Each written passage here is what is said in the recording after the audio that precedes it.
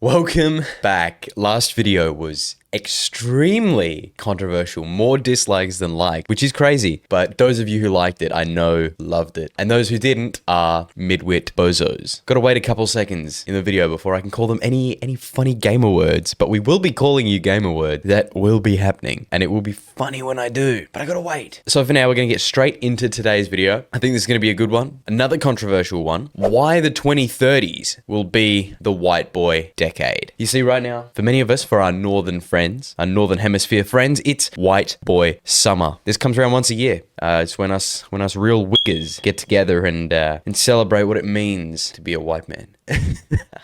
Get out there, have fun, you know? And for us in the southern hemisphere, we're only 6 months away. 6 months away from white boy summer. So you know what that means. It's time to finish up with the bulk and start the cut so you can be full of abs and great vril, great thumos come white boy summer 2025. Anyways, why the 2030s will be the white boy decade, a Weimar style checklist to explore the factors that will lead to the eternal white boy summer. Not just one white boy summer, but 10 years of white boy summer at least, hopefully into eternus. All right, Weimar checklist. What do I mean by this? Essentially, 1920s, early 1930s Germany, pre-nasty party, pre-Austrian painter, was not a great place. Not a great place to live, you know? Trannies everywhere, the destruction of the German mark, the German currency, ultimately a hard time. And that did have a major factor in the rise in, let's call them far right political commentators, we could call them. And I think we are in a similar time. We are in a similar predicament. So before we get into my 8 reasons, I think I have 8 reasons why the 2030s will be the white boy decade. We have a little bit of a disclaimer, especially important in this video. This video is satire. Once again, all my videos are satire. My whole channel's satire. It's a joke. Nothing's meant to be taken seriously. I obviously don't mean what I'm saying. Your Honor. Again, will any of this hold up in court? Unlikely. Especially considering I'm Australian and I have no rights. But I did discuss that in the last video, so do watch that. I am the Ubermensch. I'm better than you. I'm stronger than you. I'm faster than you. I'm fitter than you. I'm more attractive than you. Probably. And therefore, everything I say is true because attraction and aesthetics equal truth. I'm bigger than you and you're a bozo. You are less than human. I declare it so. The end, no debate. LOL. Subhuman. You know what we do to subhumans in the white boy empire? This video is a joke. Again, I'm joking.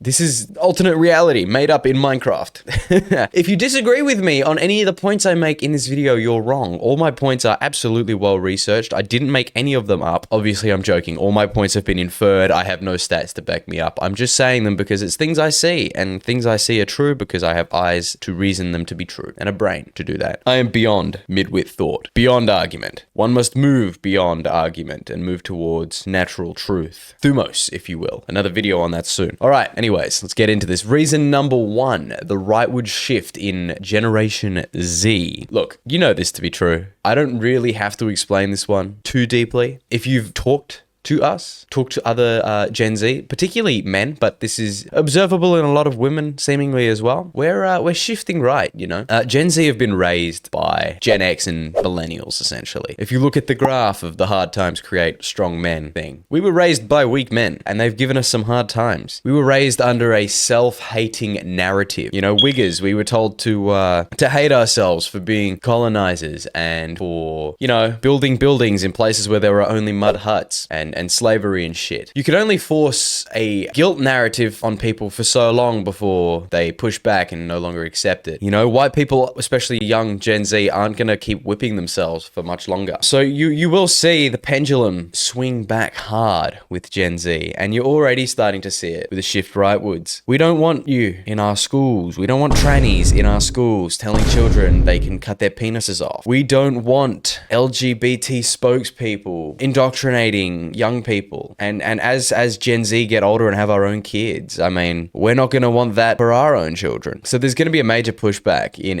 education and in the public sphere from Gen Z moving into the late 2020s, early 2030s. And that will help to bring forth the eternal white boy era. Reason number 2, the proliferation of propaganda via social media. All right, so as I just said, many Gen Z are already right, and those of us who aren't right, who are wrong, will be pushed right through social social media in a couple ways. I think this has two mechanisms by which this works. One, the exposure of the disgusting leftist lifestyle. Social media makes it such that the leftist, the libtard, the tranoid, whatever you want to call them, the bozo, the midwit, cannot lie and be dishonest about what they want for you. You know, the slippery slope argument, the argument that gay marriage rights will lead to XYZ, and they argue that that's a logical fallacy. Guess what? Like, it's not. Everything the right has said will happen because of the slow proliferation of leftist beliefs has happened and is continuing to happen. And this stops now, Wiggers, my fellow white man. And you know why this stops? This stops because social media has made it impossible for you to lie about it. We see what you're doing. We see you slowly infiltrating spaces and changing the education system or promoting harder and harder leftist policies, and we simply will not stand for that. The white man is not going to stand for that. We don't want to see you cutting off penises and beating up biological women. It's wrong. We will not accept this. And the other mechanism by which this works is the epic far-right propaganda. I love Instagram Reels, I gotta be honest, but I also am quite fond of TikTok and Twitter for the proliferation of far-right propaganda. Vril edits, man.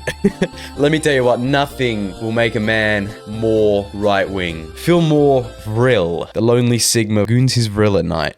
A good White Monster edit, then a good Agatha edit, you know? Nothing better. And even if they're not particularly serious edits, there is truth behind them. There is truth and there is real belief behind the people making these videos and the people who do watch them. And over time, as you're exposed to more of this propaganda, you might call it, the beliefs will propagate and the Overton window shifts. And that is a good thing for us white boys as we push towards the eternal white boy summer, the white boy decade of the 2030s. Also, you know what? There is a third point. There is an emphasis of competition, an emphasis on competition on social media. So for example, looks maxing, right? Where people are competing with each other to get that top spot in attractiveness and in strength and whatever it is that they value. And generally on social media, that does seem to be aesthetics. And this is driving a rise in testosterone, aggression, and general pro-white boy sentiment. Reason number 3, the great noticing. Alrighty. This is going to be an interesting one. YouTube won't like this one. Social media has proliferated the noticing of evil Bosnian activities. Bosnians. You know, I don't mean Bosnians. LOL. The questioning of the World War II narrative. I'll get into this a bit more, but specifically questioning Bosnians, you know. You pull out a little calculator. You ask me to cook 6 million pizzas in 5 years, 4 years, in a couple ovens. Best I can come out with 271,000 pizzas, man. I don't know what to tell you. Pizzas take a while to cook. You know, there's also the questioning of the Bosnia-Palpatine War. Again, not explaining that one. I'm not going to get too in-depth on this point because I don't want to get taken off YouTube just yet. The early life sections on Wikipedia. I implore you, if you think someone has questionable motives in their policy or in whatever it seems they're doing in the media or in public life, just go to their Wikipedia page and look at their early life and look at their place of origin, and I can almost guarantee you it's Bosnia. I don't know what there is with that. I don't know why Bosnians seem to be genetically predisposed to evil, but they are, interestingly. All right, you know, just overall, Epstein, the Bosnian, banking, politicians, they've all been noticed thanks to social media and thanks to the internet. People are noticing, you know, just where they're coming from, the Bosnian values that they hold, and how that might be incongruent with good Christian Western society. Reason number 4, economic uncertainty.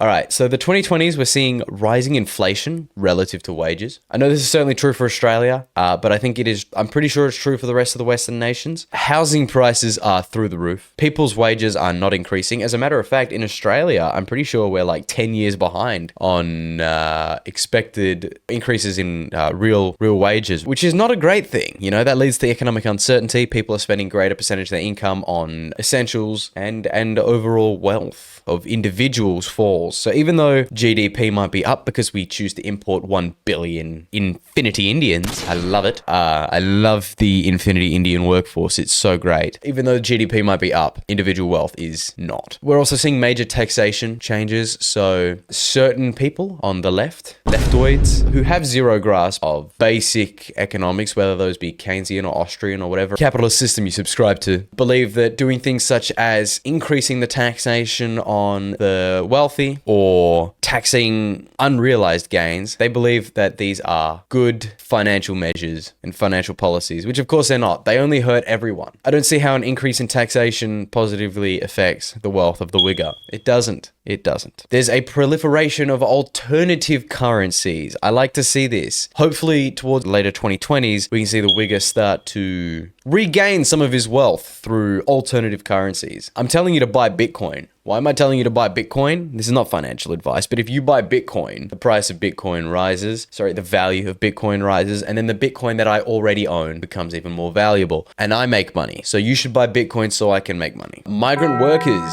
So I did speak about this a moment ago with the Infinity Indians, but they undercut Wiggers because they're willing to work for cents on the dollar because that's what it's like in their own country, and their culture never changes. Again, I did mention this in my last video, but I think it's still pertinent here. Migrant workers coming over, working for nothing, taking jobs from the good white man are going to lead to greater racial tensions. And they already are. They already certainly are. But we're going to see that more as the percentages start to shift. As we continue to bring more of them in towards the late 2020s, it's going to be really interesting to see where these racial tensions go. Hard times create strong men. As people, as young families, Gen Zs who are creating their own families now, begin to have a hard time to establish themselves in the economy and in society, it's going to create some stronger men. And you know what strong men create? Strong men create good times. 2030, white boy summer eterna. Reason number 5. Young people are getting fit and healthy. This is incredible. We love to see it. Social media and the standards it sets for young men are actually a positive. Leftoids and retards will say, oh, social media is bad for you. You keep comparing yourself to others and then you feel bad about yourself. Good. You should feel bad about yourself, you lazy shit. Get off your ass and get strong. You have a responsibility, a cultural responsibility, a responsibility to God to honor your temple, that is your body, a responsibility to your family, both now and future, and a responsibility to yourself to be fit, strong, and healthy, because we're going to need people like you and I to uphold strong cultural values, and you can only uphold strong cultural values by being strong yourself, because weak men cannot bear the crushing burden that is a strong culture. I'm very passionate about this issue. I hate to see weak men. I hate to see weak people. Weak people will die of starvation because they cannot bring themselves the strength required to weather the hard times that are coming before the 2030s and the white boy decade. It's coming, but you know, it's got to get worse before it gets better, and it will get worse. So it's your responsibility to stay strong so you can provide and protect your family as this shift occurs, because it will occur. Yeah, more young people than ever are in the gym, and that is incredible to see. We like to see people taking value in their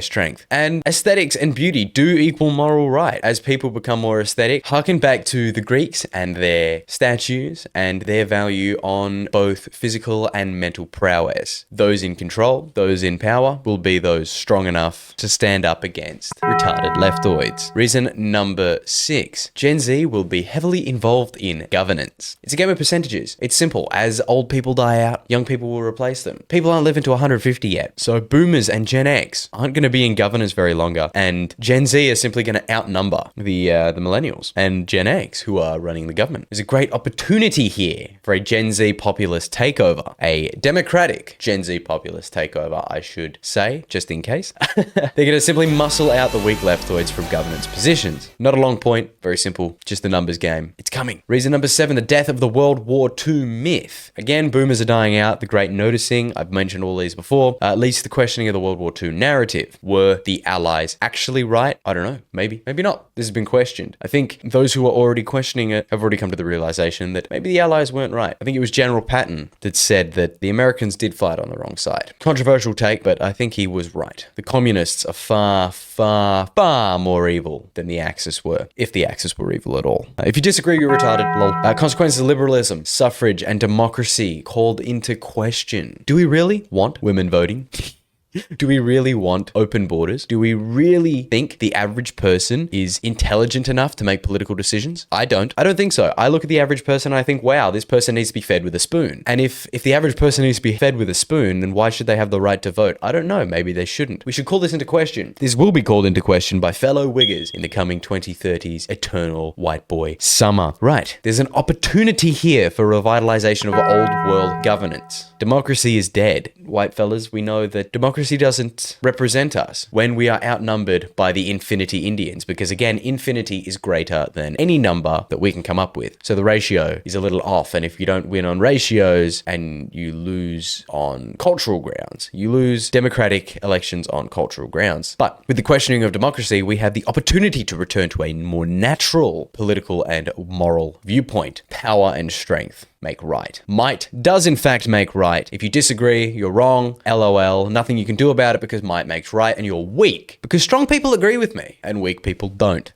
This is true. Reason number 8. Racial, ethnic, and religious cultural divide in the late 20s will lead to the 2030 boom in white boy activities. The importation of infinity Indians and other irreconcilable cultures like Islam will increase racial tensions in the West. There is no sign of the slowing of immigrants from these places into the West yet. We still have a few more years until the melting pot boils over, if you will, until we can actually start boiling Indians.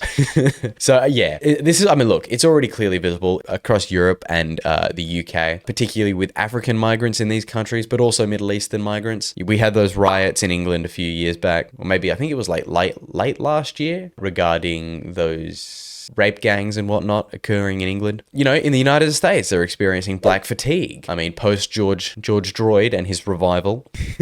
And they just had those recent LA riots. People are getting sick of it, I'm going to be honest. People are getting sick of black activities. And this is being proliferated online, and people are more aware that they're occurring. People are putting patterns together. They're noticing. And this is great. This is great. Greater racial tension isn't great. We could solve this by simply going back to our nations of origin. Yeah, white guilt is dying, you know? Like I said in the first point, white people aren't sorry for things that happened 200 years ago. Only low IQ Bosnians still feel bad for providing civilization to savages. Because fact of the matter is, in most countries that weren't white originally but now are, like Australia, the people who were here beforehand invented naught more than the spear.